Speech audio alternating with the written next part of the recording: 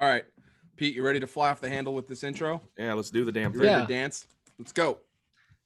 I didn't turn up the volume. Hold on. Restart. This doesn't count. False start. This has never happened before. All right.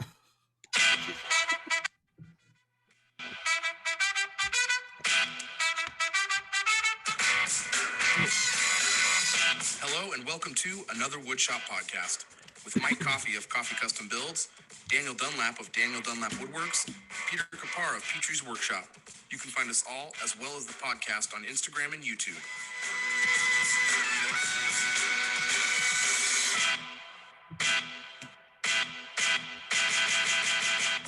Welcome to episode 57.2 of another Woodshop podcast where it's a bird, it's a plane, it's a swan. Izzy Swan is here. Oh, wow. That's way better than the other one. Very nice. All right. So this is Okay, well, take two. Take two. He's yeah. been working guys. on that since Friday night. I have been. Hey, A lot of Izzy. writing. Thanks Hi, for you joining guys. us, man. Yes, it's always nice to join you again. I feel like we've Pete- become close friends. Yeah, we're basically family Definitely. now. It's Yeah. like we're the Olive Garden of podcasts. When you're here, I think we've you'll said probably that get before, sick haven't we? after. Yeah, you're probably gonna Olive have Garden. diarrhea later. Because when you're here, your family. Let's well, I guess I should probably intro the show. This do week's episode is brought to everyone by our patrons. Big thank you to the patrons. We really appreciate and love you guys for supporting us. You guys are amazing. And not just our patrons, but also everyone who listens. So we really do appreciate everything you guys do for us. Sharing the show, keeping it live in your feeds, or telling your friends about it. It means a lot to us. So big thank you to you guys. And if you're interested in joining the Another Woodshop Podcast Patreon, you can go to patreon.com/Another Woodshop Podcast and see what that's all about. You can get early access to the show, extra content. We do silly things over there. We have live reactions with Dan. You get extra stickers and swag and stuff if you wanted to support us. It's just another way to help keep the show going. So big thank you to our patrons. You guys are amazing.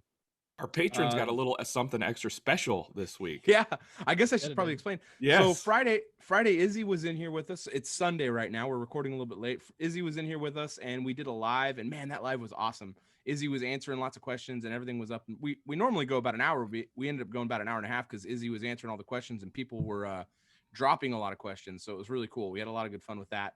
And then we jumped into the show, and then there was a technical difficulty, and we lost the show about 35 minutes in. So now we're back at it, trying to record the show. Well, we're not trying. We're actually recording the show. So Oh, we're trying. That's we're a here really recording. That's a really nice way of saying Izzy lost his power when he said I technical. wasn't going to throw you under the bus. I was going to Oh, throw I don't Ken mind. under the bus. That's what I do. That's, yeah, No, Dan's it a bus was driver. it was awful. We were halfway through the podcast, maybe a little more, and the power here went out. So I was like, oh boy. What's funny is your video, the screen went dark, and that's when it froze. So like we saw you lose power and then freeze, Yep. and that's how you stayed for like 2 minutes. We're like, Great. they're like, oh, he's going to be back. I'm like, I don't know. It's all black there.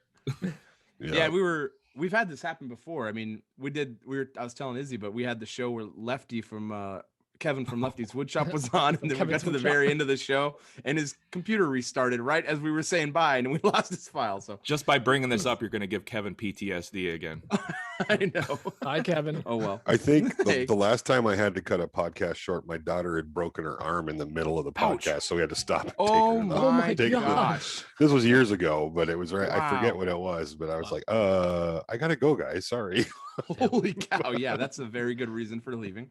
Well, the good news is for our patrons at least. Oh yeah. we got the half a show, and it's up on Patreon, and I made it available. That's what to I was all the alluding tiers. to earlier. Yes. So patrons got access to that. So if you want to be a patron, that's kind of the stuff we drop over there. So Guys, I have to be honest with you. Izzy Uh-oh. made one of the funniest jokes I've ever heard in my life. It involves a frog, and I don't want to spoil it. But you'll have to. Are we going to you'll try have to do that again? You'll have to check out You can't. Patreon you have to to see it. listen to it.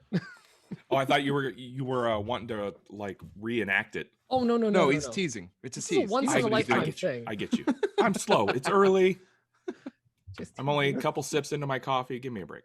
It's The fine. good news is, as soon as we're done here, I'm going to edit this thing and make it live for everyone. Yep. So I'll just make it live right away. So, but let's jump into the show. We're gonna go into our what's on our bench segment.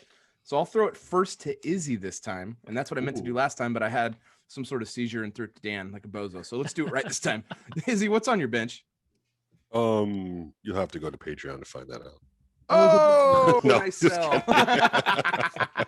He's playing ball. I like him. Right. No, I'm working on a new kind of clamping system that's gonna, Yes. break some clamping companies' brains when they see it. Hopefully that'll be So out later excited. this week. Working on a new dust collection for the Avid systems, Avid CNC systems, and 10 or 12 other things. So, What but are you doing with the dust collection on that Avid? Can you talk about that? I'm assuming you. yeah, for Really sure. interested. Well, some of you that follow me know that I have a couple of Avid machines that I've kind of, put together. Flex. Yeah, we get it. Flex. You're a big time Weird flex. And Weird flex, but okay. I had a interesting dust collection system on it before where I used a second Z, the thing that moves the gantry or the spindle up and down. I just took the spindle off of it and put my dust collection on it, which was really cool, but a very expensive way to go about dust collection. So I'm designing a system that anybody can use without having to buy a second Z that performs fairly similar to what I had.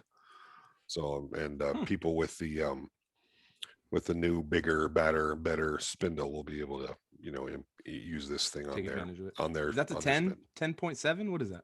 It's a 8.7 Yeah, if you have 3-phase.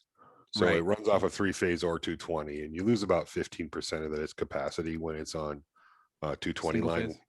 Yeah. which is how I run mine. So it's probably in the realm of about a 6.5 horse motor with that's right. 220. So, but Nice. it's a lot better than the 2.9K they had before, which is 3.5, 4 horse. Yeah. I'm like weirdly imagining Izzy designing a third Avid CNC that just runs the dust collection. When you said like adding a second Z, I was like, wait, is there like a hose that follows the first thing and it's just like another CNC on top of it? Yeah, the mounting plate on the gantry. So the gantry, composes of the gantry that goes across the whole machine.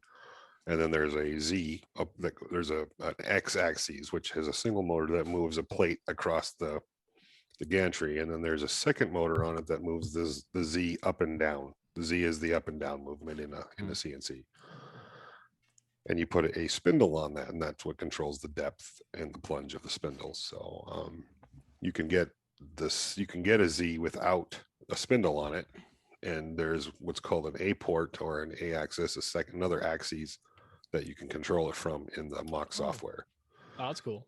So you can control it, and it's really fun because you can program it to like if you move it out of the way and you raise your spindle up and you raise your dust collection up and you program it right, and you push the go to home button, the dust collection comes back down to where it was, and then the spindle comes back down to where it was, and it's all timed out perfectly, so they kind of work together. And it's I mean, if you That's like cool. watching robots, it's fun to watch. Yeah. But are you super? I mean, you had the smaller spindle before. yes, I've had an Avid now for 3 years. Yeah. I sported their small spindle on a 4x8 machine for almost 2 years, and then I got a 5x10. I purchased it. I bought a 5x10 with the bigger spindle on it when that came out. Nice. And then every couple of years, I've been working with Avid for a while now, so that's and they don't pay for sponsorships. What they do is they'll send you a machine. Right. Mm-hmm. So every couple of years they'll send me every couple 3 years they'll send me a new machine. And I was due for one, so they sent me a 5x12, and then I married these two things together and extended them a little bit. So now I have a 25-foot long CNC with a 23.5-foot cutting capacity that can cut 62 inches wide. So it's amazing. When I got my CNC, I was like, I am never going to need to upgrade this ever in my life. This is amazing. It's huge. Here's and 6 it's been months later. 6 months. I'm 6 months later and I've hit the ceiling, and I'm already getting the quote for the upgrade right now. Hopefully I can get that done here in the next couple months. But yeah, it's amazing how much CNCs open up if you utilize them properly and go more than hobbyist with them, for sure. It's pretty crazy. So yeah, it's really cool seeing your shop evolve, for sure. I love it. I don't know. It's just cool. I love seeing that stuff. It's very inspiring for people who are trying to figure out their business, for sure. Anyway. Yeah. And that's, to be fair, I wouldn't put another machine in there and take up that kind of space if it wasn't a business for me. I mean, we run businesses off those machines. We do signs, we do architectural element. We manufacture a lot of our parts for the inventions that my products that I put out there. So, I mean, these machines are not just sitting there, they're going all the time. I mean, You're not just making coasters on them. no, I think our best week ever, we cut over 18,000 parts on one machine in a week. So, Wow. that's, 10 hours a day, 7 days a week going on, Yep. If you buy something like that, you got to make sure it's running as much as you possibly can have it running. So it's making you every penny it can. Well, the machines. So yeah, that's, there's a reason behind the madness. It's not just to flex. Right. So yeah, you don't get a 25-foot CNC to show everybody up. You get it because you're making. I mean, it's the size of a single car garage, just the CNC by itself. So right. It's if Mike was using his to just make trays and coasters and stuff, like everyone would give him crap. He actually uses the whole bed. Yeah, you don't just buy a big CNC to show off. It's an investment in your business for sure. Yeah, I mean, one of these CNCs is the price of a decent used truck. It's not, and that's just and that's to Avid. If you were to go to like a Rock Tech, you're looking at 35 grand, 40 grand. And the one I'm looking at is going to be more than a brand new truck for sure. Yeah. And then you can jump up from there really quickly into the $100,000 range, they get crazy without breaking a sweat. Yep. Those machines have their purpose. So, they're good awesome. stuff. Good stuff for sure. Yeah. Pete, what's up on your bench this week, dude? I was just looking at the notes of what I was doing. Weird thing is, refer to notes because Friday has become like this cutoff in my brain for like what I've done this week. I do track it, and then like I just realized that I completely forgot what I did this week. It's a new week. I'm turning over a new week. You reset your brain already. I reset my brain. So fair enough. I've basically just been restoring hand planes this whole week. I restored number 3 Stanley Sweetheart. I remember the day I like cleaned the rust off of it and I saw that little heart on the blade. Super exciting. For those of you that don't know, the Sweetheart line is like the fancy line from Stanley that got released way back in the day by the original owner, and now they still make them. They've revamped them since. I think Mike, you got a couple, right? Yeah, I've got some of them for sure. I've got that. I do too, actually. Actually, I think I have a set of their Sweetheart chisels from not too many years ago, just nice. 5 or 6 years ago. Yeah. And yeah, I've got a smoother and a jack. Yeah, this is a smoother plane, I think. Yeah. And then I also had this number 7 because I was lapping the bottom of the plane, which means like you take a granite slab or glass, you put sandpaper on it, and then you run it back and forth till the sucker's flat. And then I made the mistake of going like, well, since I did this tiny number 3, let me just do this number 7 that's like 20 inches long and 2.5 inches wide. It took me the whole week, about an hour or so a day of going back and forth on the sandpaper and swapping it out to flatten this stupid thing because it was so gnarly. I mean, it's crazy what wood can do to metal over like decades of use. So it had like a cup in the center. You can see what water does or wind does to rock over a million years. I mean, it makes sense. Or you to my emotional state. Yeah, it erodes it. Yeah, in months. So then I made thin-skinned. I made another stupid mistake after I flattened the number 7. I go, well, let me see all these other ones that I've restored over the last 5 years. And I just did like one pass on a light sandpaper, and all I saw was like patches of clean. I'm like, I can't put them back up now. I have to flatten all of these. Could you chalk that up to metal movement, like wood movement? Metal movement. Yes, Dan. Get out of here. It's a thing. Yes, it's metal movement. It cups with the grain. So that's the problem. Yeah, I think that might be a thing. You know what? It's absolutely a thing. We're gonna make it a thing, Dan. All right, metal movement. Bring awareness at Arbor Day events about it. So I flattened all of them out, got them all flat, and finally wrapped everything up. Got the inside of the number 7 and 3 painted, and then I was tapping in the pin that allows you to twist the blade left or right. And on the last what's tap, that thing called? The frog. Mm-hmm. Yeah. In Judge wink wink. Wink wink. Oh my god, that joke is so funny. Yeah, still laughing. And what I did is I missed on that last one, and I tapped the top of the frog and cracked the cast iron right off of it. So the top of the frog is completely snapped off. It's still functional, but I'm gonna cry every time I use it now. But That's at such least a I bummer, restored man. it. And aside from that, I just started designing some more stuff in Fusion. I'm working on currently prototyping the Makita battery holders to hang them up because I already have the tool holder and people were nagging me about the battery. And then I got to move on to rigid because apparently people use rigid tools. So Can't you just put a little epoxy in that frog? When that make it- no, I like was gonna like maybe solder it or something, and then I had a bunch of welding buddies like, yeah, send it to me, and I'm like, I've seen your welding. So I'll send it to Sanding and someone I paint trust. make Did you you the know you welder can you ain't. You can weld cast iron with clothes hangers, like metal clothes hangers. Oh, really? What? Yeah, As a filling rod? yeah. Awesome. My dad used to do it all. My dad was a hell of a welder, not me. So when my dad saw me weld, he goes, "I'm really good. You're glad you're good at other stuff." So, I'm proud of you, Yeah. son, for all the other things you've done. yeah. I'm glad you're good at other stuff. I'm such a failure. You're a really Oh. good son. But that's basically been my week. What about you, Dan? I picked you because you were drinking. Yeah, thank you for that. I love how you guys always do that. I just wait for you to chew on your nuts or your sandwich or whatever you got going on, and then I throw it to you. Dan chewing on his nuts. I got no snacks or nuts right now. Well, I cleaned out my corner of shame because I'm trying to get ready for my Ooh. Infinity CNC that's coming. It should be here this coming week, which is super exciting. That's awesome. Yeah, What was in that I'm corner of shame? just shameful things. Did you My- run everything to the dumps?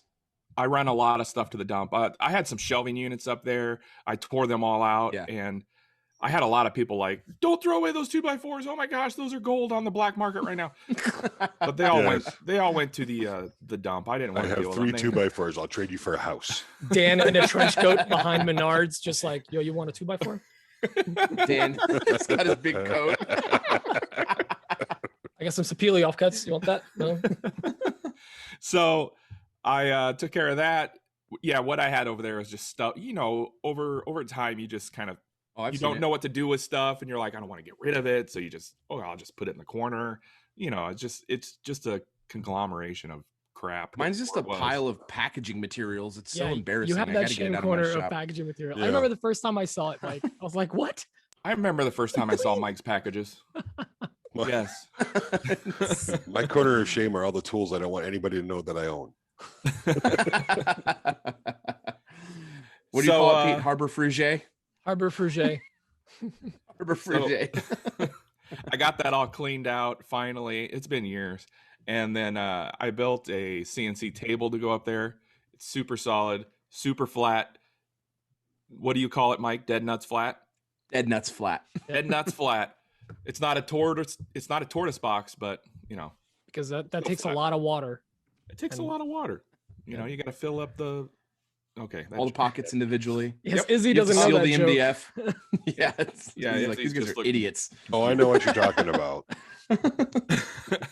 So I did that, and then last night I started on a floating desk for the basement client. That has become a little bit of a challenge. I didn't even think about it. I have to mount this floating desk into like a cavity in his basement, and he wants a very slim drawer. And I'm thinking, okay, how am I going to build this to where I can get my arm in there and screw it to the wall into a stud? And so I've come up with a system where I'm going to bolt the bottom to the top of the desk because I got a drawer in there, and it's going to have some undermount soft close sliding drawer slides. So it become a whole thing. I really need to share it more on Instagram. Oh, I get what you're saying. Because it's just a thin desk and you can't get your arm Yeah, to it's like going to have actually- like a 2-inch drawer. So it's a in closed it. bottom? Yeah, Mm. it'll have a closed bottom. But I put some threaded inserts into the side of it so I can remove and take off the bottom as needed. Nice, dude. Yeah, Just take about stuff. yeah.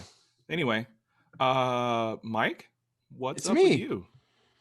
Oh, well, since yesterday we had the whole day in the shop. I had my cousin over doing the shop help thing. We got really, that ash table, I only have to work on the herringbone top for that now. And then You're flying right along on that thing. Yeah, yesterday we got a lot done. I had it all lined up. I got up early yesterday, got out to the shop, lined all the work up for me and him, and then I had a long laundry list of stuff for him to do. So my cousin is extraordinarily effective when you give him a list of stuff. when he has like a list of things to do, he is very effective and he does it very well. So he came in. He's been a really great shop help. So I really appreciate him coming in there and doing that. So Question. And yeah.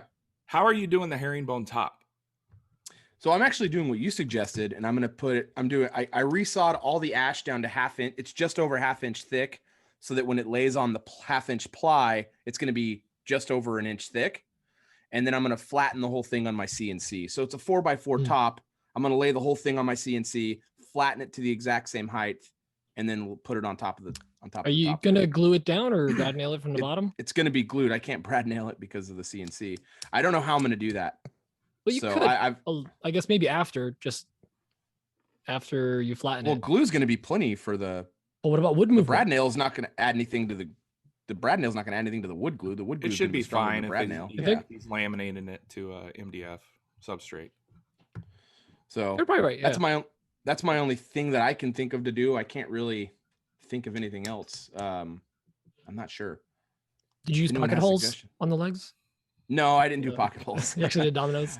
I dominoed the whole thing together. So I'm gonna do the top is actually gonna be Z-clipped on.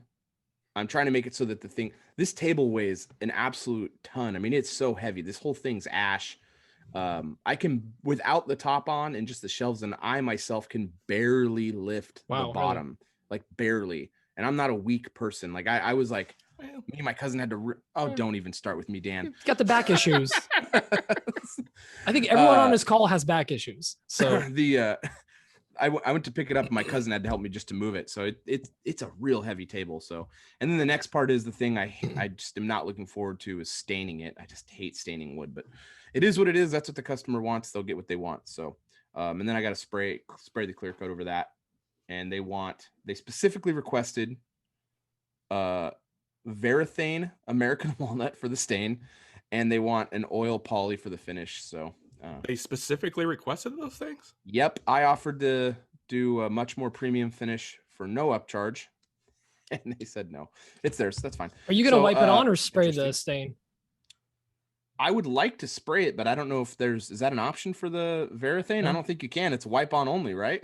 We're getting 50-50. It's a little too thick to spray. Yeah. You'd have to really thin it out to get it to work, and then you'd actually change how it absorption probably rates. Look weird, right? The color. Yeah. One thing what's that product? Someone had mentioned to me. It's called walnut. That's what you should have built it out of. Well, no, that was put on. That was offered. Yeah, no, I could have because of my competitive pricing that I can get walnut at. I was able to anyway. I offered to make it out of walnut, but they wanted to match a piece that someone had made for them a couple years ago.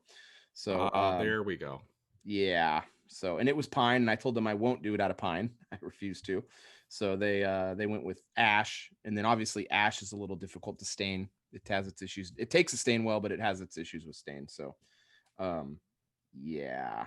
But that's what I was doing yesterday, and then had some. I had a flattening job yesterday for a customer that I'd never met before. That was nice. I flattened a 3x8 walnut slab for a customer. And then what else we got? What CNC do you sport, Mike? I've got a 4x8 Laguna. Okay. Swift. So it's got the 3 horsepower spindle, and I've really hit the ceiling on that. That's 3 horsepower CNC that 3 horsepower spindle I thought would never ever would last me for the rest of my life. And then after 5 months, I was like, oh, this is gonna have to be upgraded. So I'm currently looking at upgrading right now. I'm looking at the 12 horsepower Smart Shop 2 right now. So I'm curious, are you hearing it bogged down or like? No, I just can't run the big flattening bits like I want. Like I really want to run the big flattening bits because I'm doing so much live edge stuff. I want to get that speed down. I want to get that time down of flattening down. And I'm starting to get more and more requests. Like I'm doing that job with Tay Tools right now. I'd like to be able to run that.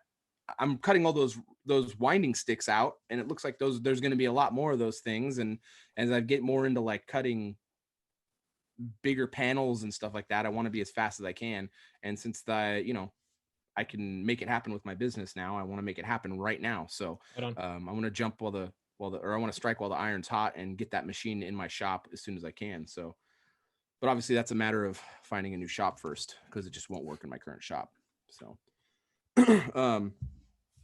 And then Didn't you have I some thi- I miter was- saw issue?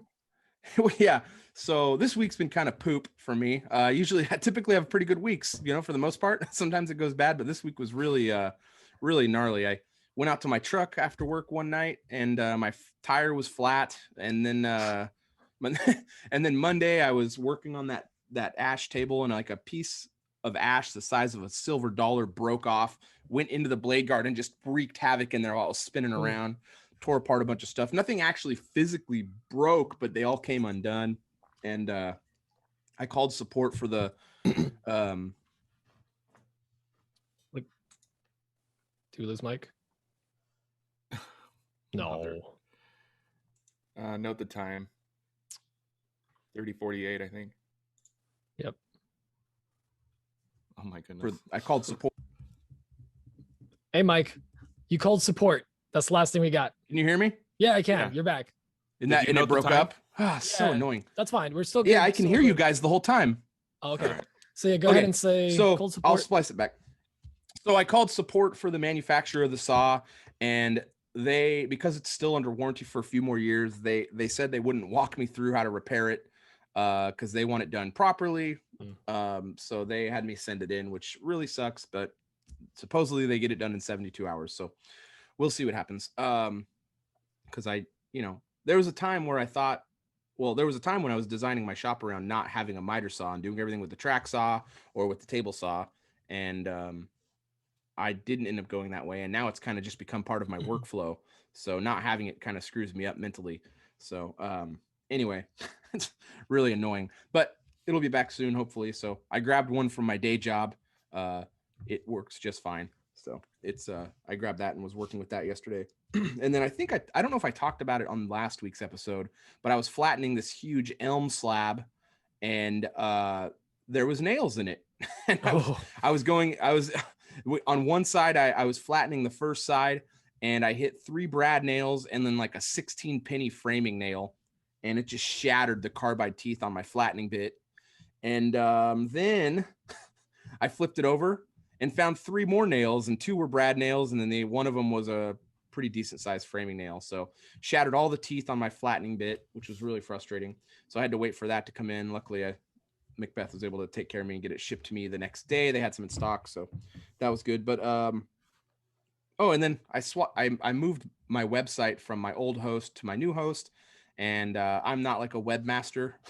So I was trying to learn it. My friend, she was helping me a lot with the back end stuff, but I had issues with my new host, and they pointed my email in the wrong direction to their servers instead of to Google servers, and my email was down for like 24 hours apparently. So once those emails get shot out to a spot that doesn't exist, apparently they're gone forever. So hopefully I didn't miss anything from any customers, because that'd be a huge headache, and I'd feel really bad if they thought that they sent me. If you're a customer and you're trying to reach out to a guy that you're going to try to do work with, and you got a kickback that said this email doesn't exist, you just assume he's a loser and a sham, and you probably wouldn't reach back out to him. So I assume if any customers reached out to me during that period, I've lost them, which is a huge bummer. So that really bums me out. But yeah, that was my week. Super duper fun. Very exciting. Sounds like your week was about 14 days long. Yeah. It was a long week, but it will it's getting better. Izzy's here. I mean, Yeah. it's all going up from here. So I would have actually said the reverse of that, but all right. just keeps getting worse. Now It's now downhill. Izzy's here. It's all downhill from here now. You guys want to jump into some questions? Yeah, Yeah. let's do it. Should we start with All right. the ones that people asked? Well, they're all Or that we have. people. Oh, we'll do the voicemails. Yeah, let's do the Yeah. voicemails. Are we not So this- people? Yeah, what the heck, Pete? It's attack. This first question's from Nick Clay with Boundless Design. Hey guys, Nick with Boundless Designs. Good day to you. I have a question for you. It might be the most controversial question since the great glue talk of 2020. But hey, I want to talk about clamps. I want to talk about you and me. I want to talk about all the good things and the bad things that could be. No, seriously, I want to talk about clamps. Really want your guys' opinion on what clamps to use when. We got bar clamps, we got parallel clamps, we got F clamps, we got Joe clamps, we got John clamps, we got Jane clamps. But what is the right application for some of these clamps? When would you choose one over the other? And just what's your thought on clamps? And when do you have the great math equation of when is it that you have enough clamps? Thanks, guys. Appreciate it. Dan, Well, when do you have enough clamps, and what clamps do you use when? I mean, you have enough clamps whenever you feel comfortable about it, or the moment you die, like we said in the other show. What'd Pete call it? The singularity? Yeah, if you have the right amount of clamps, the world explodes. So don't even try. But I'm gonna try to move this along a little bit. Nice big gulp. Big panels.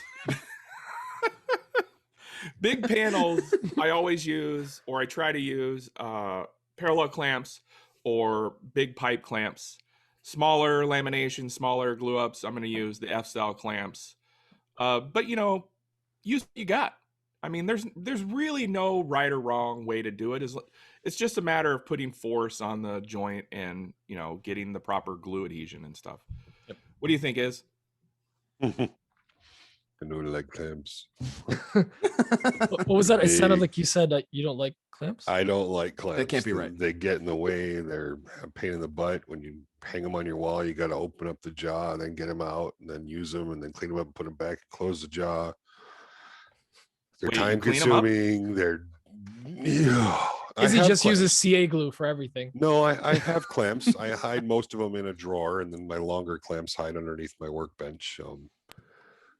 Because I'd never want to have to hang them and close the thing, and just processes that I don't want to do. So, but what to John's question, John, right? John's question, Nick, so sorry, close. It's all the same. Let's call him Champ. Hey, it doesn't matter. Buckaroo. Yes, everything that Dan said is yes. Panel clamps, parallel clamps, K clamps for large glue ups, F clamps for laminations. When I say laminations, I mean like gluing flat side to flat side, not to end to end. Tiny clamps for doing tiny clamping.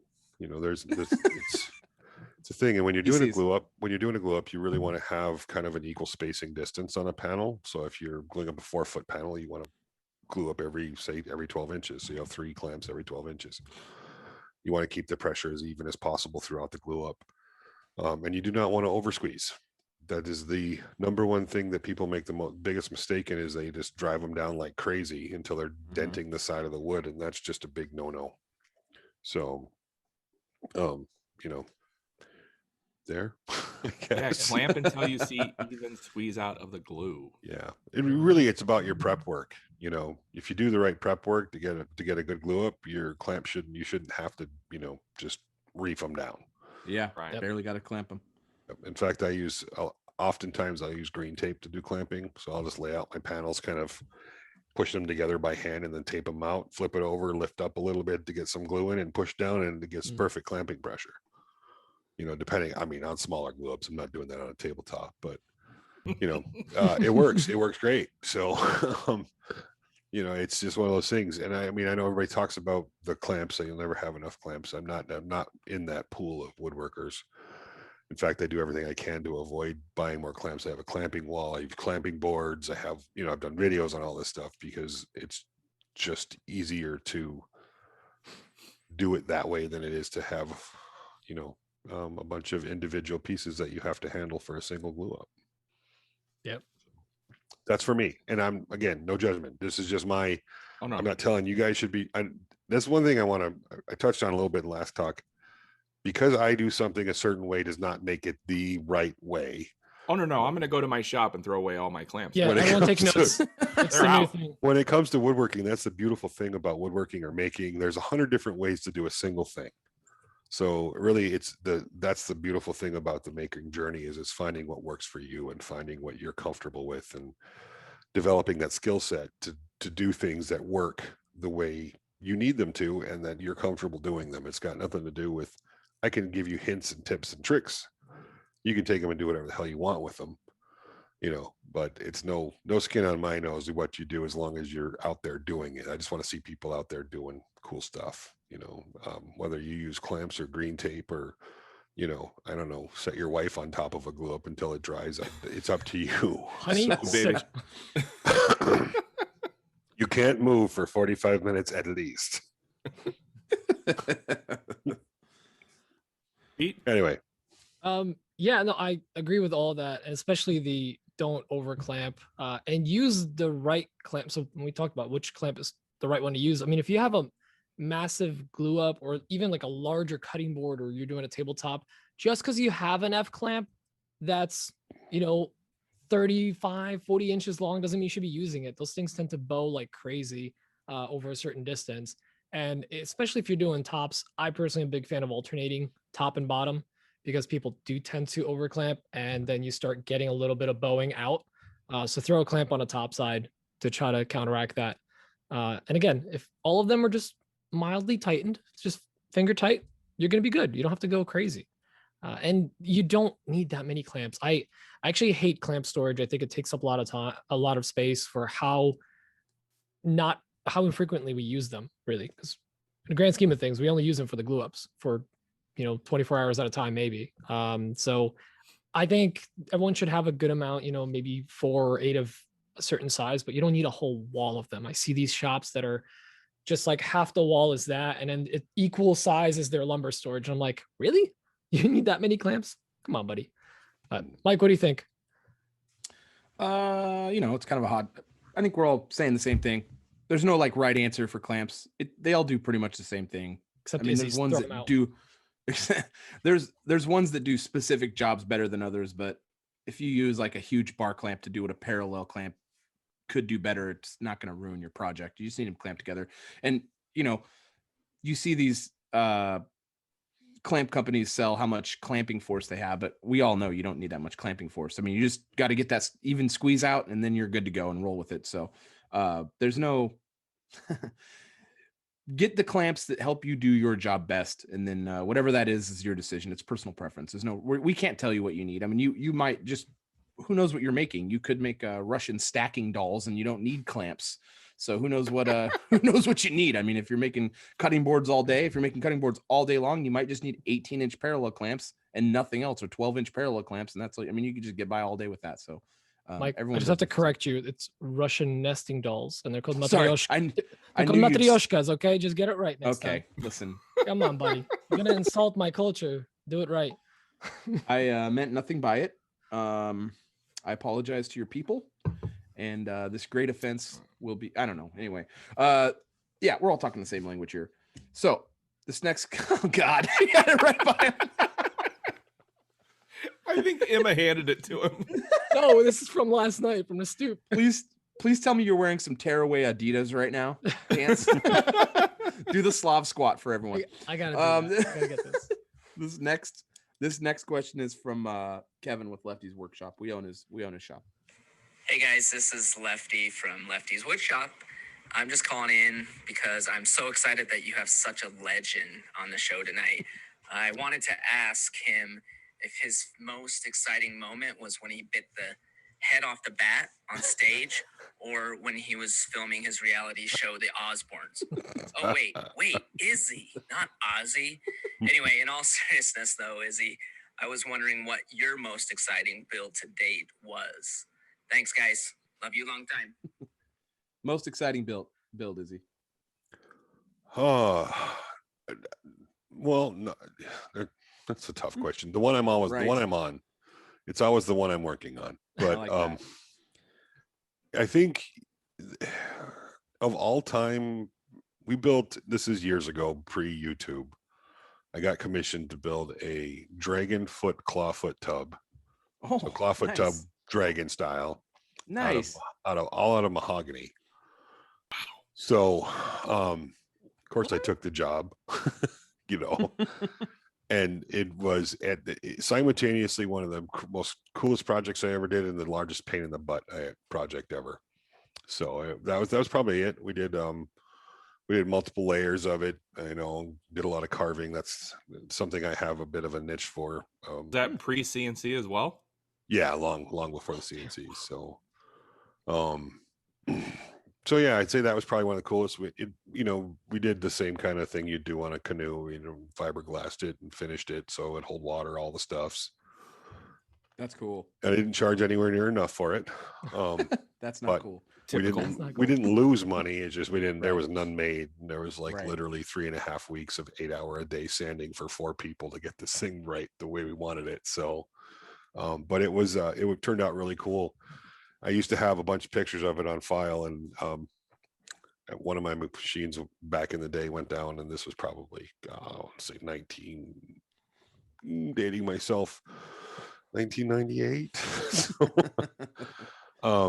and I lost all the images, and I have not been able to track down the owner of it, so I haven't been able to get What a any more bummer. pictures of it. But that was probably the most exciting. Like I felt the most accomplishment.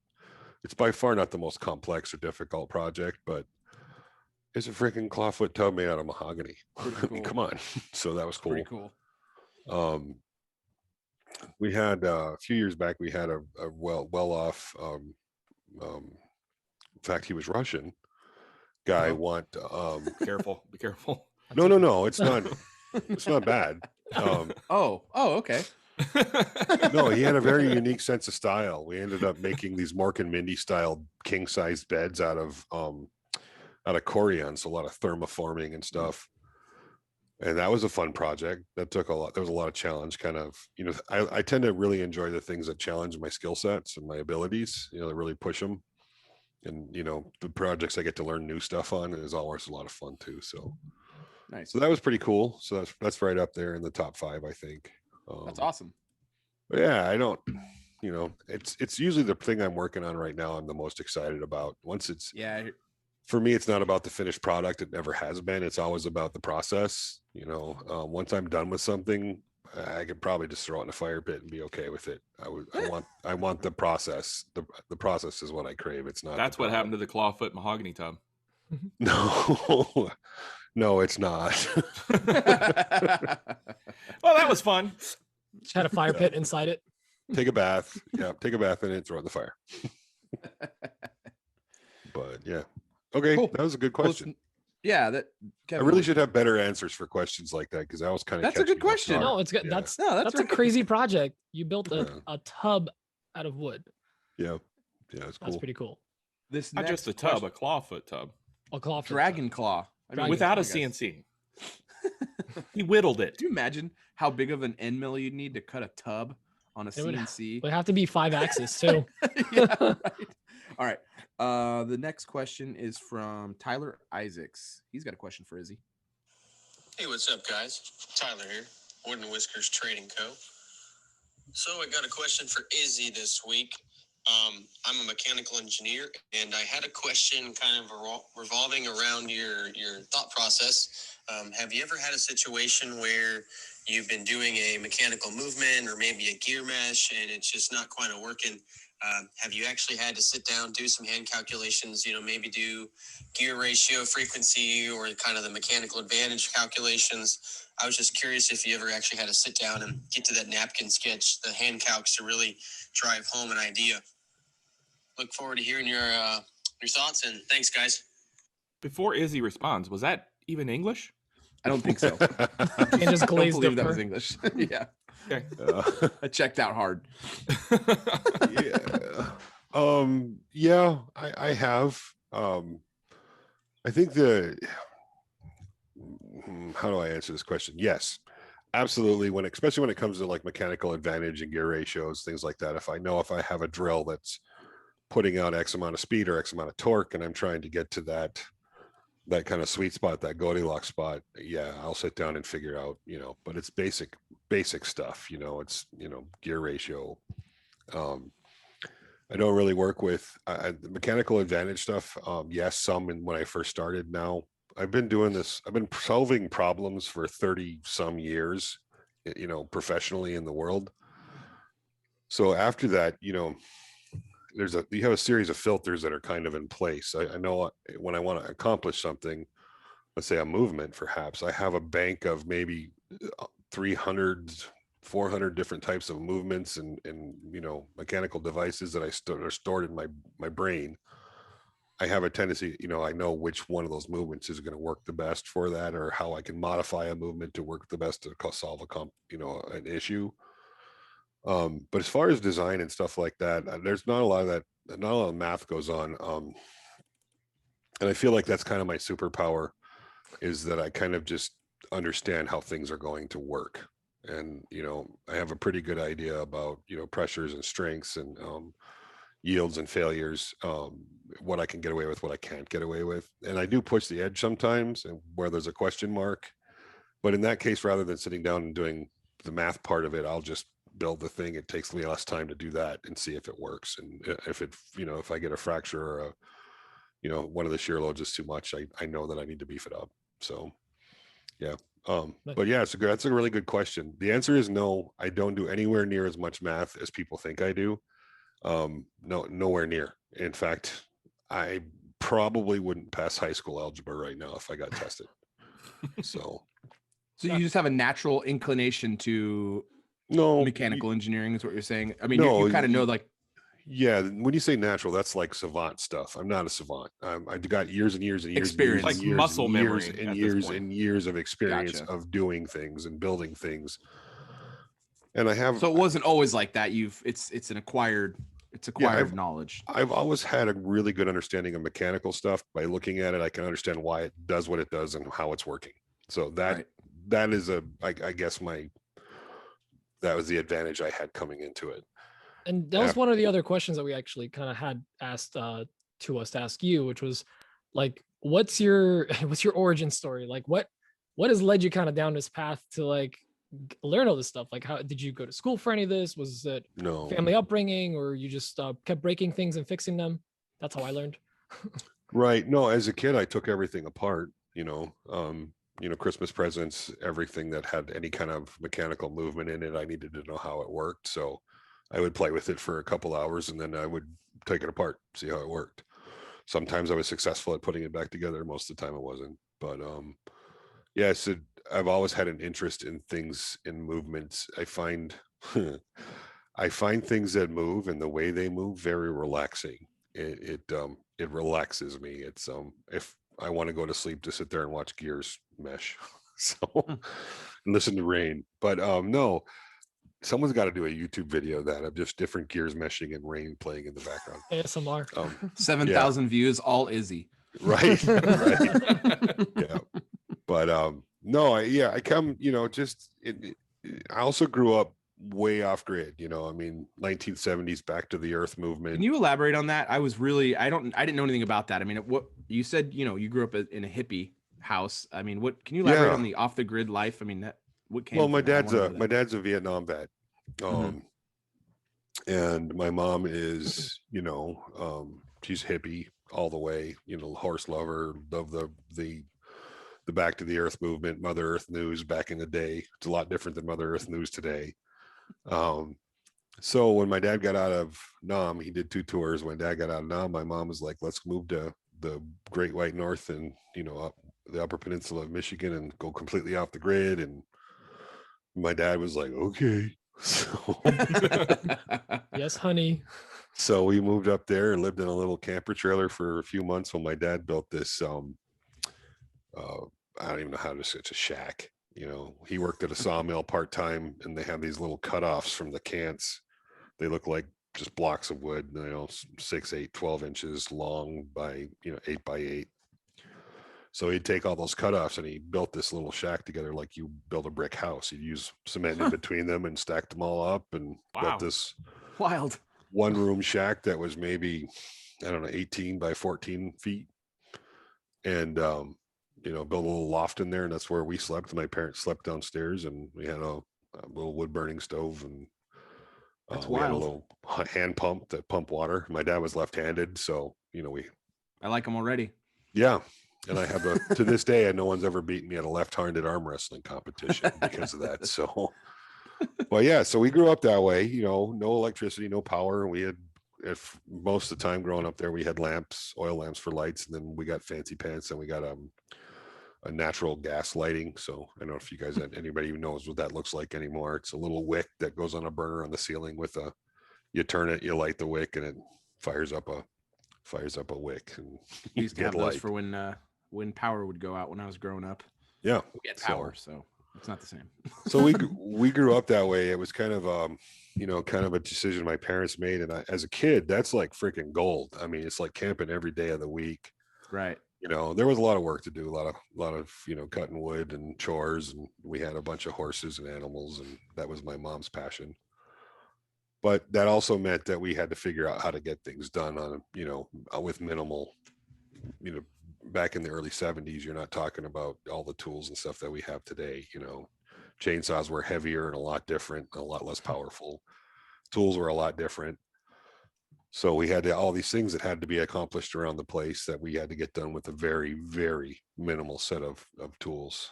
So we learned to make do. There was always something that we had to devise or build or invent, and which I think came pretty naturally from my dad, because I'm a fifth generation craftsman. My grandfather, my Uncle Henry, I mean, the line goes on, so. And, between my grandpa and Uncle Henry, half the videos I put on YouTube today are just stuff that I learned from them. The sawmill that I just put out, that's nothing new. That's been around since the turn of the century. I mean, 1960. I have a picture of my grandpa standing next to my great Uncle Henry, who was born in 1911. He's like a 5-year-old standing next to a sawmill that looks almost identical to the one that I just put out on YouTube. So what's old is new. Of course, it was a lot different saw in the stuff back then, but so yeah, I pull from a lot of that stuff, a lot of that type of get her done type of personality and knowledge and skill sets that I learned growing up. And I love solving problems, and sometimes I like solving problems that people don't even know exist, and that's where I have I find something that is slightly annoying or a little bit difficult and find a better way to do it and then show people, and that's what I do. Part of it. Yeah, My cool. channel is really not about that. It's about, I call it, there's 3 base things, because if you watch my YouTube channel, if anybody does, it looks like it's all over the board, but it's really not. I mean, first and foremost, I want to have fun. If I'm not having fun, I'm not freaking doing it. So I'm a little goofy. I like to go out there and have a good time. The second one is I like to show people how to get more out of what they've got instead of running out and buying the next biggest, greatest thing. You probably have a tool in your arsenal that you can, build a jig for or fashion some kind of fixture for to get a job done. And then the third one is just always think, always be problem solving. That's why my tagline is design, build, invent, because those things I think are what make our community so special, is our ability to get jobs done that others can't. So Right on. Very cool. Got to be able to think on your feet for sure. And your background, I mean, your origin story. Yeah. I mean, that really put you in a position to where you had to think how to do everything. I mean, it was a limited tool set. Mhm. And I mean, I definitely have. I came into this, making in the last 3 years, and I definitely am fortunate to have a good tool set. And that's something for me. Like, I'm like, oh man, this tool's down. Now I got to figure out how to get the stuff done. That's good for me because I got into woodworking and I have nice tools. But when I have like my miter saw go down, I'm like, oh man, this is going to ruin my whole week. But really, you can get it done with so many other tools. Yep. Like you say with your table saw, you have like a million cool jigs for the table saw. You're getting people thinking. And that's why we're obviously so excited to have you on here, because you've got such a, really, I want to say the word unique outlook on how to take advantage of the tools you got. I mean, you can do pretty much everything in the shop on the table saw, and you've made that very clear. So, I mean, it's really neat. I mean, obviously the argument can be made that the tool that's made for that one job can do it a little faster, but it doesn't. The point is that you can get anything done with a very limited amount of tools, and that's what's really there's sexy about your channel. I mean, obviously you were telling us that there's a lot of stuff that people don't see about your business, because your YouTube channel is about relatability, right? Like, not a lot of people can relate to a 25-foot CNC when you're pumping out large architectural jobs. It's really cool to see, but everyone can relate to, well, most anyone who's doing making can relate to a lathe on a table saw. That is so cool because Mhm. you can build that pretty quick. Like it's such a cool Yeah. invention or such a cool idea. I mean, it's just awesome. Yeah. I mean, it's with a halfway decent woodworking skill set, it's an afternoon build. Right. But and there's a time, the reason I did that is there's a time variant because at one point I was making oak handles for my pallet pal way back when. And to do that on a lathe would have taken, I don't know, 15 minutes a piece. And on the table saw, it takes 35 seconds, 40 seconds. Right. It's faster because yeah, it's just doing it faster. So, and those, the physics there, I mean, there's the other thing. I think there's sometimes I put stuff out that makes people nervous, and I get it and I understand why, but there's a basic knowledge of physics. I understand what's happening, what's going on, what's, that I pull from that, aren't common.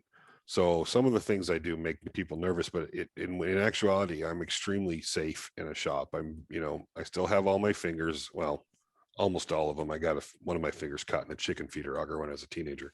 That was before you knew any better. So, right. So there's this, like for instance, turning on a table saw, I've done live demonstrations, up at Klingspor, and I have people come up and like hold the drill. I mean, completely unfixed while, I've got a piece of wood spinning 200, 300, RPM over the top of a blade that's spinning 3,400 RPM. And people come up and grab the drill and they're like, oh, you expect all this torque. There isn't any. There's no torque because it cuts faster than it spins. Well, the one thing is going 300 miles an hour. The other one's going 1,300 per minute. Sorry, 1,300 revolutions. 3,400 revolutions per minute. So yeah, in actuality, each of those teeth is only taking a 30-second. That's aggressive of 30-second chip out. And when you look down the turning after you've done it, the lines they're almost perfectly straight. So there's really no side load on the blade. In fact, there's a lot less side load in that instance than if you're running, let's say you're doing a coving operation on a table saw. Oh, yeah. So it's like, it's just a matter of getting out there and educating people and showing them that, hey, this isn't, as long as your material is secure, there's nothing bad going to happen here. So, and that's just getting them past that fear, and it's amazing. I've had people in the shop that have done it, just watching their eyeballs when they grab a hold of that drill when they're apprehensive and they just like, and I mean, I'm taking a 4x4, so 3.5-inch square, literally down to a 2-inch round in one single pass. And I'm doing it fairly quickly. And they're holding the drill and they're just like, there's nothing. I'm like, yeah, that's how this works. That's pretty cool. I mean, you've definitely, for me personally, you've changed the way I thought about my tools, because a lot of us have this like, I bought a new car, I'm not going to do anything to it mentality. It's the same thing with tools. But there's plenty of people that buy a brand new car and then they trick it out or modify it to their needs. No one really does that with tools. And I started thinking like, oh, if I just want to like drill a hole in the back of this so I can hang it up somewhere more easily, like that's fine. Yeah. It's my tool. I shouldn't be thinking of resale value or something. Being able to modify these tools is think about it. Why would you not make something more useful if you spent exactly? Let's say you just dropped some serious coin on a table saw. So now if I needed an infeed on that table saw and I wasn't able to add one easily, why would I not just drill a couple holes in the fence bar that I can mount it to? Yep. It's not affecting the performance of it at all. In fact, it's enhancing its performance because now I have this infeed table that allows me to do tapering jigs much more carefully, much safer if I'm tapering legs, or I can put a bigger, wider crosscut sled on and I can do full-size door panels. And so instead of sitting over at the wide belt sander trying to trim a little off this door panel, I can just drop it on my table saw and I'm done that time, that much faster. So awesome. Yeah, your infeed table is really cool. I've looked at those several times. I need to grab that. I was just reminded that I need to get one of those too. By the way, I saw your order, Dan, from the other day. Thank you. That was very cool. It was very cool. Yeah, it solved the problem that I've been having. I have a dust collection hose that's right by my router table that I just put in, and I've been having to go up and unscrew it with a screwdriver. And I'm like, wait a minute, Izzy has the thing. So I got that quick disconnect for the dust collector, and it's going to solve a perfect little problem.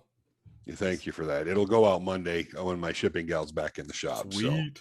Nice. I think that's one of the things people don't get. I mean, I'm not Amazon. I work with a small crew, and we work Monday through Friday. And if I spent my weekends answering emails, I wouldn't get nothing else done. So I mean, that's kind of her thing. But no, yeah, and that's really what it's about for me. It's just about the solving problems and about finding solutions to things that annoy me. And if they're annoying me, they're annoying somebody else. That's just the way it works. So that and building this community, I got started on YouTube because there were no woodworkers around the area. I lived in Charleston. I mean, there was nothing. And a friend of mine had suggested YouTube. I was like, you mean that show that kids watch and do things on? And now we're all on TikTok. Look at us. So yeah, right. How far we've fallen. So yeah, that's how YouTube became a thing. I was just bored and looking to meet other woodworkers. So that's awesome. I wanted to ask, you said that there's a lot of stuff behind the scenes you don't talk about or you don't show on your public channel. I mean, I don't know how much you want to talk about that, but how big? I can talk about a little bit of it. Yeah, I mean, not specific jobs or anything, but like how big is your actual space? I mean, how big is your operation, and how big is your how big is that? How big is that? I mean, what does that look like? What does the Izzy Swan group occupy? Well, the Izzy Swan stuff is basically what you see is what you get. I got the channel, the products, the Maker's Playground app. That's basically what you see is what you get. When you start talking of getting into other things like Smart Future and consulting and some of the other stuff I do, then it starts to wing out from there. We had in 2008, I had a very successful small furniture company, 21 employees. We were doing really good. Then 2008 hit, and at that point I was a young man spending money as fast as I was making it, buying property, doing all the things, and I did put some away, but it wasn't anywhere near what I should have been doing. So I learned a very hard lesson back then. I had one income stream. I had my furniture business. I had tried my hand at plowing business pre 2008 and found that it was just a nightmare to manage, and I don't do well at that kind of stuff. So I stopped. So when 2008 hit, we went from making, in today's money, very good money to, losing money left and right. Yeah. No, I had a great group of guys. I hung on as long as I could. We made it all the way through, I finally shut my doors like it was August of 2009 when we finally just shut it down. Hate hearing that. But I made good relationships in the industry, and I was able to sell a lot of my designs and some of my processes, and did some consulting that, it all worked out. Right. But at that point, I made very sure that I would never, ever again rely on a single income stream, ever. Right on. Yeah. I have 7 kids. I have a large family. I have, Wow, parents. 7 kids. 7. Yeah. I have Busy. Yeah. Busy Izzy. So at that point it was just an eye opener, and I have friends in corporate world and stuff that all of a sudden that income's just gone, nothing not that it's their fault. It's just a change in the climate, a change in, what's popular in the world and what's not popular in the world. And, new products come, new things go, old things go. That's just the ebb and flow of our life. And there's anybody that's got a job working for somebody and feels secure. And, trust me, it can be gone tomorrow, So anyway, so the income stream thing. So I started building different income streams, and this was, pre-YouTube, and doing some consulting for large form furniture manufacturing, a vinyl sign company. So I started kind of touching on all these things, and whatever worked, I kept. Whatever didn't work, I put aside. So I built a little bit of a conglomeration of small businesses of sorts. So that's what I do, or what I do mostly. Obviously I spend most of my time with the Izzy Swan thing. God, I hate saying Right. it. Sounds like I'm referring to myself in the third person. That's No, really, it's an entity. It's an entity. You're yeah, not like a it's creep. so, yeah, I say, I'm like, Izzy's creeping out over here. Izzy's pretty busy right now. If you could leave no, Izzy a there's a message, that'd be reason- great. So I really hesitated, like starting the Izzy Swan thing. I mean, in fact, it used to be Think Woodworks. Those of you who've been following me from the beginning know it's Yes. Think Woodworks. And then I went, I was like, all right, I got to get serious about my branding and blah, blah, blah. So I went to talk to a pro branding guy, and, like paying him big bucks. He's like, why aren't you using Izzy Swan? That's like the most unique name ever. It's For easy, sure. rolls off the tongue. It's unforgettable. I was like, all right. You paid letters. a guy for him to tell you to use your own name. Here's $7,000. Thanks for the help. Oh, that's brilliant. And it took me a good 6 months to do it. I was like, I don't want to. Well, rebranding's hard. I It mean, just sounds like, well, it's conceited to me. If like I'm just, I'm Izzy Ow, Swan. I I'm feel like, attacked "Ugh, now. barf. So anyway, I succumb. Everything is now Izzy Swan. My email, everything is all that. So it's just, it is what it is. But It's a brand. actually, Yeah. I was actually looking at a website. We bought the ULR for stopthestruggle.com for the tools I design, because most of the stuff I design is designed to stop a struggle in the shop or, a process. Same branding guy, I called him up. I was like, hey, I'm thinking about moving all my products, because I have a bunch more products coming out over the next couple of years, and moving them off to stopthestruggle.com. He goes, you're an idiot. So that was like the first word out of his mouth. He's like, leave it Izzy Swan. I'm like, oh, okay. I have no bearing on your business, but I agree with your guy 100%. So let's do the giveaway real quick, because I know me, Pete, and Dan have more questions for you, but Dan, do the giveaway real quick. Yes. If you weren't aware, Izzy, we do a weekly giveaway sponsored by Macbeth Hardwood in Stockton, California. nice. This week, well, I'm getting ahead of myself. Last week, we gave away, thanks to Macbeth, $50 gift card to Macbeth, a shirt and a hat. And if my math is correct, that was a $70,000 value. $70,000 value. Yep. Yeah, because the hat and the shirt, the prices have skyrocketed. Woodpecker hat festival shirt. Yep. Or Macbeth, whatever. That winner was Aaron Grapp over at Ingrained in Wood. Congratulations, dude. Aaron. I've already Congrats. sent over your info to Rusty, and he will have that sent out very shortly.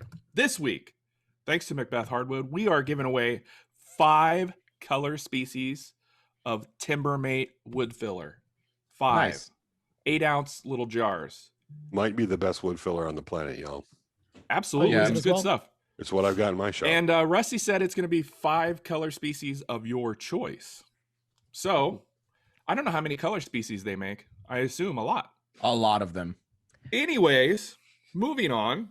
We have. I got 2 Izzy inspired code phrases.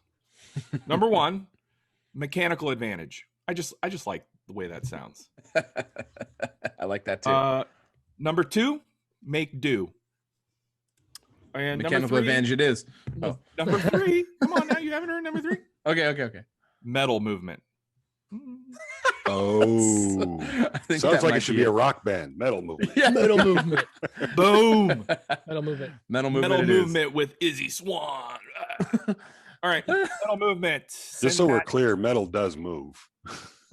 I had a feeling Like with it heat. did. There's like no super joke. hot, right? With heat. No, I mean just by itself. You don't need to Really? do anything to it. DP, Yeah. Man, I this was joke's- right. I Yeah. feel real dumb now. I was never. more dumb. never than doubting normal. I actually felt I may have been right because when I said that, I saw Izzy make a face and I was like, ooh, I may be right there. Now it moves. You can move it exponentially, thousandths of an inch with heat or cooling or Interesting. pressures. If it's not sitting flat, like you were talking about your planes. Planes cut because of the way they're designed, not because they're on wood. Because the pressure, because you're putting pressure on them, the way they're designed, the way their structure is, over time, that constant pressure in the pressure on them will make them actually cup. It's not wear. I mean, it's Dang. a little bit of wear, Yeah, but most you of learned it me is something actually- good. Yeah. Boom. Metal That's awesome. movement. Metal movement. And It's that a thing. code phrase to us at awpgiveaway@gmail.com, and you will be entered into this week's Macbeth Hardwood giveaway. Back to the show. Cool. Awesome. So I lost my little notepad. Oh, Well, we I was have- going to say this. Oh yeah, we got one question here. Yeah. That's a write-in. It's from Adrian. Izzy, if you could live anywhere in the world, where would it be? Thailand. Thailand? Yeah. Nice. I said Ireland. What's the reason? Ireland. What's Like, that? I love said Lucky Ireland. I thought he just said island. I'm like, No, Thailand. It's the one with the tsunamis. yeah, the Thailand. Yeah. What's the reason? It never gets below 60, never gets really well. If in the northern country, never really gets over 90. It's an amazing culture, beautiful, beautiful, structures, pagodas, all kinds of amazing structures, steeped in history. Really inexpensive to live there. I mean, a person can live like a king on 2,000-3,000 a month. Healthcare is better. They have better healthcare than we do here in the United States, and That's pretty Not low hard bar. to do, but okay. way cheaper. What's that? Not That's hard a to pretty do, low- but okay. Yeah. Well, and it's just way cheaper. It's Yeah. beautiful. The people are incredibly friendly. It's one of those places where people just want to be friendly. So Thailand. Man, you sold me. If that's being said, if I couldn't stay here, because this Yeah, is where I love this country. I'm not necessarily fond of some of our structure, but I am Right. country itself, the people in it. I was born on this dirt. I would prefer to die on this dirt. So Well, that Pete, escalated quickly. Did you have something? I have one. I have one that's kind of deep. So if you I'll wanna do start yours, with the Pete. non-deep one. Can you talk a little more about the Maker's Playground and tell our audience what it is? Sure. Yeah. It's a app, just like Instagram. It's actually kind of a mix between. It functions like slightly like a mix between Instagram and Facebook. It's an app for makers. Just like any social media app out there. You can post pictures, comment on other people's pictures, tag people, follow people, all this DM people, all the stuff. We have a few benefits there for professional pro members. If you pay $9 a month, you get like all the plan sets I put out. So I don't know, is there $300 worth of plan sets you can get those for free. Any new Nice. stuff that comes out, you get that for free. You can get right now we haven't done anything with any new companies, but we typically negotiate brand deals with companies to get discounts on product from them. So if you maybe get 10 or 15% off for being a pro member. So if you buy, let's say, sandpaper, and you were to go, we used to have Klingspor on there. You could go buy sandpaper from Klingspor and buy a saw blade, and if you go to BPUA and buy a saw blade, you more than pay for your monthly subscription. So if you bought one nice. saw blade a month, you're good. So we do Worth that. It's really this. I don't promote it much, and I did it a little bit when we first started, and then I stepped away. I literally just kind of pulled back and was like, just watching. And we've grown to 30,000 members almost. Wow. Probably 8 to 10,000 regular members that are posting all the time, and others that the rest just poke their heads in the door from time to Lawyers. time. When we first started, we were doing build offs and stuff, challenges, and we'll be bringing that back later this year. I actually have to hire somebody full time to come in and manage that for me, because it's become one of those things that just takes way more time than I have to commit to it. Right. So I found somebody who she's just freaking amazing. So she'll be on board helping out with that in a few months, and we'll go back to doing build offs and giveaways and doing some more promotions, bringing in some brands to help kind of fund it. So Quick question. Somebody you found to help out with the app, is that somebody that you found through the maker community itself? Yes. Interesting. Yes. Hire from within. Community. I like it. Yeah. It's top secret right now. So, but you guys, but yeah. Most people I work with, I come across, are all from the maker community. There's an interesting network thing that happens. So for you guys who are in the maker community and are just, enjoying it, well, it's also an amazing networking opportunity for many things, for knowledge. I mean, just the skill set and knowledge base alone that you have access to, companies pay huge amounts of money to have that kind of access to people with those kind of skill sets and knowledge. So just that benefit alone, makes it worth the time and energy that you put into it. The networking side of it is you have the ability to reach out to people who are engineers, who are 3D modelers, who are furniture builders, who are finishers, who are in every aspect of, construction or making things. And Yeah. so there's that there, the trick is knowing who to reach out to. You can go onto a public forum and ask a question, and 75 people are going to answer it and give you 75 different answers. But if you go to like Makers Playgrounds, for instance, you're going to get 3 people answering it, and they're all going to be the right answer. It just depends on where that if you go into a very public place and ask a question, you're going to get a lot of different answers. But if you go to people with that skill set and ask them directly, you're going to get the right answer and not have to suss through all the information. So yeah, you have this amazing network just right in front of you. That network can be used to expand your knowledge, expand your businesses, do all kinds of fun things. And if you're not using it for that, I'll stop there. Can you find the Maker's Playground on the iPhone App Store or the Google Play Store? Yeah, it's on both Android and Apple. We were off Apple for about a month and a half. I was fighting with Apple for a while. Oh, that's right. Yeah, we finally got that sorted out. It literally got back up, I think, like Wednesday last week. So my dog is growling at me. Yeah, so they're both there. I can't say enough good about it. You're not right. You're not the thing that one of the biggest reasons I started is because of all the other things that you see on Instagram and Facebook and all these other places that are just like, I don't want to see it. I don't care about your political leanings. If you're a maker, right, you're cool. I want to hang out with you. I don't care.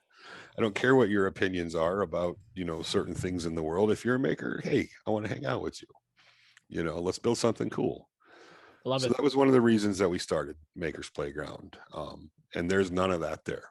It is all maker all day long. And they've actually gotten pretty good at self-governing. Every once in a while, somebody will poke their head in the door and say something silly. And it's not a good idea because the rest of them will gang up on you. I like it. Good mob mentality. I love it. A good mob. Yeah. And it's just, it's from every walk of life, from every skill set, from every level of that, from beginner to expert on there. So, and it's just really cool to see. That's awesome. So thank you for asking about that. I really don't do a good enough job of No, talking. definitely. We'll put it in the show notes for sure. Thank you guys. I wanted to ask about your spine disorder. Yeah. Not so much what it is, or I wanted to know what was like your big takeaway from that experience? What did when you got to the other side of that? I mean, obviously you're still dealing with it, but you had your surgery and you went from being, I mean, I remember seeing the video, I've been keeping something from you or whatever you titled it. I've been hiding something. I remember seeing that video and being like, holy wow, Yeah. you did such a good job hiding that. Yeah. It was very shocking seeing you getting up from the wheelchair into the walker. And I remember being at Workbench Con and Dan and I were talking. I mean, you came up, we were thinking, man, that's crazy what happened to Izzy. It's just, and then I can't remember, did you just have surgery or were you just about to have surgery? 5 weeks before Workbench, I had surgery. Yeah, I remember thinking, man, he is moving around. Wow. Yeah, and it's just like, it was that's amazing. It was the change was so fast. But what did you? I mean, I know when you have experiences like this in your life, it kind of puts things into perspective. I mean, what happened? Mm-hmm. What did it do to you mentally? Well, that was my third back surgery, guys, not my first. Wow. I have a degenerative disorder that will continue to make my spine worse, and I will eventually only be able to use a wheelchair. That's not a question mark. That's a time thing. So going from, that was the first time I'd been stuck in a wheelchair for almost a year and a half. I can still, you guys, obviously you saw, I could still stand up for moments. I could still put the walker aside for a little bit, but the sciatica and the other things that were complications would make it very uncomfortable. So, it got to a point where I made that video where I was able, prior to that, I was able to, for 3 or 4 minutes at a time, I could kind of set that stuff aside. And I actually would take a few steps towards the camera to kind of make emulate movement. And it was just me lying to you guys. You know, I was just like, I was not willing to. It was one of those things I just wasn't willing to put out there and be like, it's personal. accept defeat kind of a thing. And it Yeah. got to a point where I can no longer do that. And if I wanted to keep making videos, I'm going to have to do this from a wheelchair. Have to.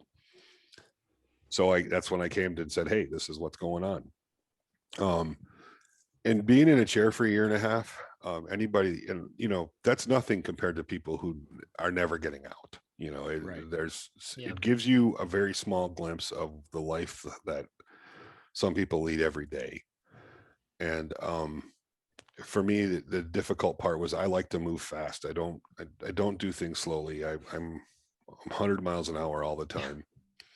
And it made me kind of stop and slow down a little bit, which had some benefits to it.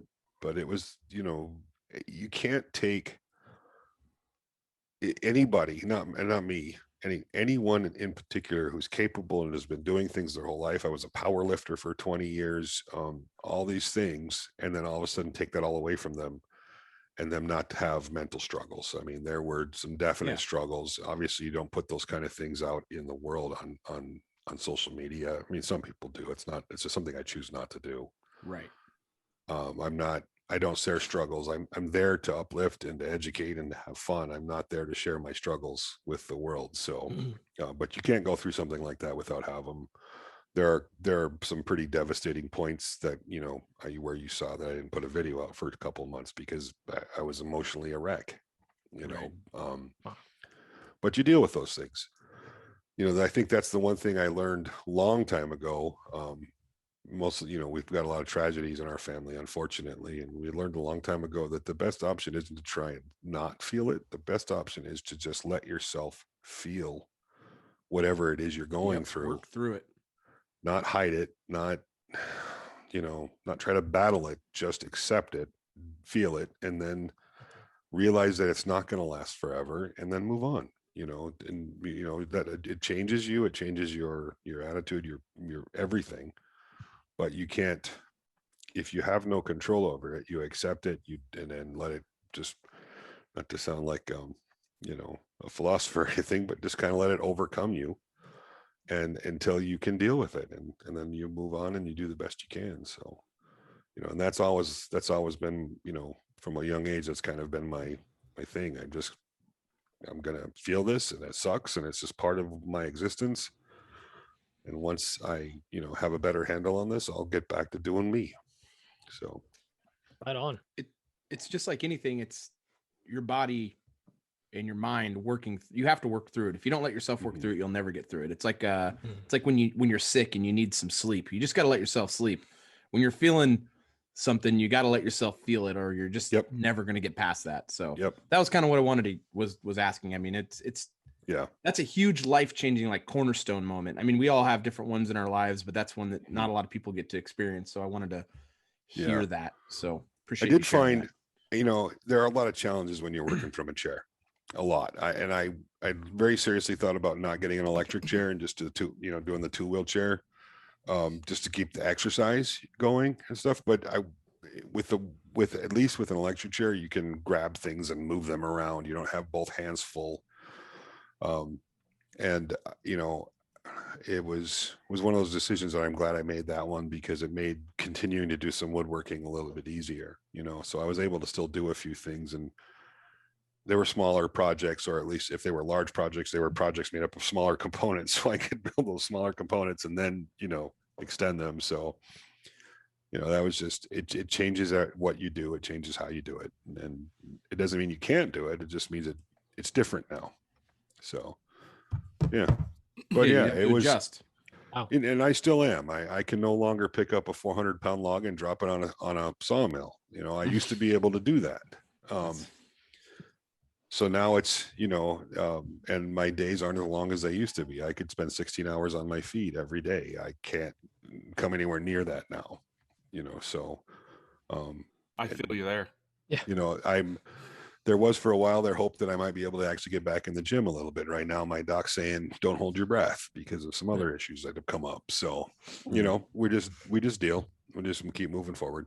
Well, at least the good thing is you've built up your business and and everything around you to a point where you do have a support system. You do have, obviously a family, but you also have a team working with you. So you don't have to lift everything. You don't have to build everything. You can kind of, not that you're not really one to sit back and like watch people do stuff while yeah, but but at least you can be like, You can okay, delegate a little here's bit. my vision. Can you just put that on that? So you can still be involved, but at least you built up a support system. Because imagine if you're just solo guy in a shop, if you haven't built this Izzy empire around you. So you're setting yourself up for success, which is really good to see. Yeah, I guess so. I should think about it more like that. But yeah, eventually what I would really like to do, is teach more. It's Maker's Playground was actually really the brick and mortar thing, and the app as well, as it's kind of a way to teach some skill sets and bring people in. And then right about the time we were getting ready to start classes, COVID hit. So but I think eventually we will bring people back in, and we'll teach everything from 3D modeling to CNC, right down to Windsor chair technology, working with hand tools, maybe some carving classes, whatever, just getting people to get there, and I really want to focus on people who are new. I'd like that to be the biggest focus. Now, obviously not the only, but just show them the joy of taking something raw and crafting it with their own two hands. And at the end of this, there's this thing, they have this thought, this idea, this want, and then you take action. And at the end of that action is this thing that they can say, I made this. I didn't go to Walmart or buy this off of Amazon. I made this. Right on. I don't think there was a more. Go ahead, sorry. No, you're fine. I was gonna say, I don't think there was a more exciting time in my life when I first found woodworking and the excitement. I think prior to it, I would never even thought about making something for myself. And when I find people that are, because I'm really new to it, really. I've only got like 3.5 years into woodworking, and it's just taken over my life. I just love it so much. And whenever I meet people who are in that same spot, I get so excited for them, because they're about to find something that makes their life so much better. And it's not just woodworking; it's any of these craftsman style or handcrafted type making things. It's just when you find someone who finds a passion, you just want to like nurture that like a little baby chick. You want to help them find that path for them. It's just so exciting. I don't know. I love it so much. It's just so great. There's a lot of things in this world that you can do, but there is nothing quite so rewarding as getting your hands dirty and taking this, whatever it is, and crafting it and molding it and turning it into something that makes your life better. Oh yeah. I can't wait to get in the shop today. I'm so excited. I'm all motivated to get in there now. Yeah, there's a victory dance at the end of every project, and it's maybe it's only in your heart, but it's there. Oh no, it's out. Sure. It's a sense of pride. Yeah, I do like 10-15 stories on Instagram whenever I finish anything. I'm so excited. It's like I have to share it. Right on. Get it. That's very cool. It's a very, very invigorating thing. I don't know if I got more questions, but I think we should probably, we're pretty deep into this thing. I don't want to hold up anymore. I know Pete's probably got them. We should probably wrap this thing up, I think. Yeah. It's up to you. We're about an hour and a half, and we don't want to as much as I'd like to keep going, I'm going to have to agree. Yeah, I think the problem is we could keep going for a long time. So Izzy, thank you so very much for not only coming on the show, but for coming back again to be on the show with us so we can get this thing out. My pleasure. Really Thank appreciate it, man. Me. Yeah, it was so great. Really great talking to you. Big thanks to all of our patrons. You guys are amazing.